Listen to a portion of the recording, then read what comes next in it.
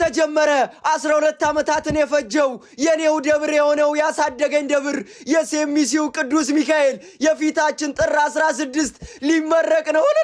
ከታናሽነቴ ተግቶ የጠበቀኝ ካጋንንት አሰራር ምልጃው የታደገኝ ዛሬም አለ ጎኔ በጎልማሳነቴ የልቤ ብርሃን